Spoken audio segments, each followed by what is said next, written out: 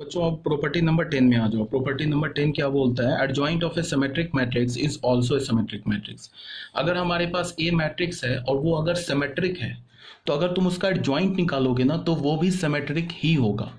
क्या समझ में आ रही है बात? इसी बात को क्या लिखा है? Adjoint of A symmetric matrix is also a symmetric matrix. किसी भी सिमेट्रिक मैट्रिक्स का एडजॉइंट जो होगा, एडजॉइंट क्या होगा किसी भी मैट्रिक्स का, फिर एक मैट्रिक्स मिलेगा तो वो भी सिमेट्रिक होगा। इसको हमें प्रूफ करना है, तो ये प्रूफ इसी से हो जाएगा जो अभी हमने किया है ना, 9 प्रॉपर्टी, इसी से प्रूफ हो जाएगा।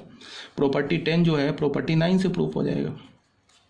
अभी हमने क्या प्रूफ किया है? एडजॉइंट ऑफ ए का transpose is equal to adjoint A इसका ट्रांसपोज, और यहाँ पे अगर ए सिमेट्रिक है तो A is equal to A transpose. ये तो गिवन है ना, ए सिमेट्रिक है, ये तो गिवन है। तो हमने क्या किया? ए ट्रांसपोज को ए से रिप्लेस कर दिया, तो क्या हो जाएगा? एडजॉइंट ए ट्रांसपोज की जगह ए लिख दिया। ये क्या हो गया? एडजॉइंट ऑफ ए का ट्रांसपोज।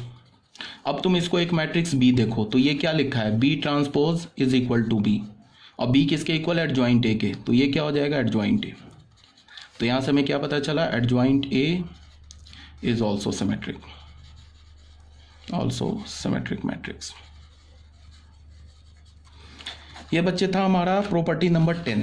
तो आई थिंक आपको ये क्लियर होगा। अगर कोई डाउट होगा तो आप पूछ लेना, ठीक है? पूछने के लिए तो कोई मैं मना नहीं करता हूँ, जितने भी डाउट है पूछो, ठीक है? और ये हमारा हो गया प्रॉपर्टी नंबर 10।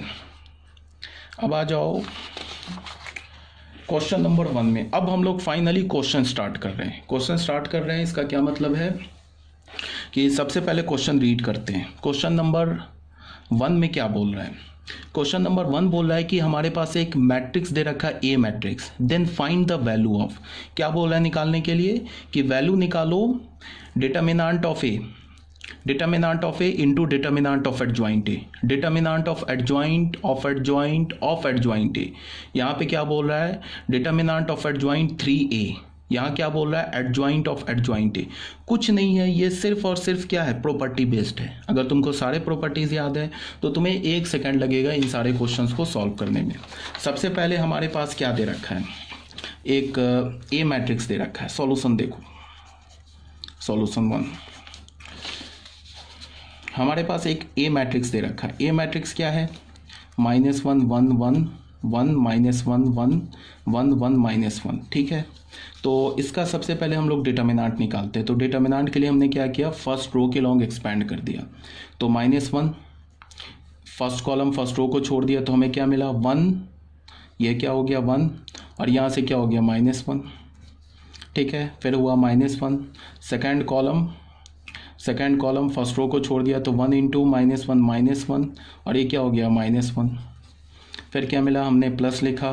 थर्ड कॉलम और फर्स्ट रो को छोड़ दिया तो 1 इंटू 1 1, और ये -1 तो हो जाएगा ये +1, तो हमें क्या मिल गया? ये तो 0 हो गया। ये क्या हो गया? -1 इंटू -2, और ये क्या हो गया? +1 इंटू 2।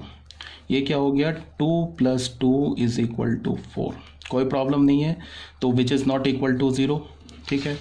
तो this implies that A is a non singular matrix. A हमारा क्या है? नॉन सिंगुलर मैट्रिक्स है।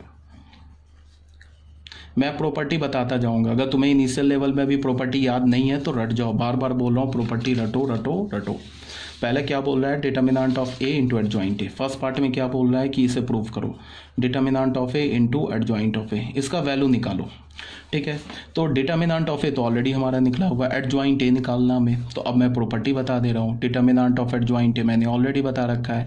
क्या बता रखा है? Determinant of A to the power n - 1, ये बता रखा है मैंने, ठीक है ना? अब अगर ये प्रॉपर्टी तुम्हें याद होगा तो 1 सेकंड में आंसर आ जाएगा। इसको तुम क्या लिखोगे? डिटर्मिनेंट ऑफ ए, इसकी जगह क्या लिखोगे? Determinant of A to the power n - 1, तो ये क्या हो जाएगा? Determinant of A to the power n।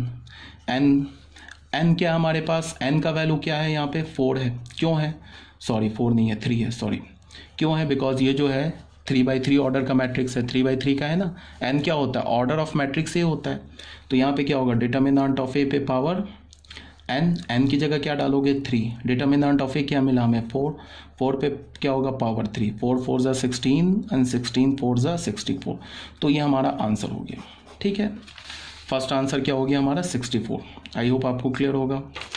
अब आ जाओ सेकंड में क्या बोल रहा है?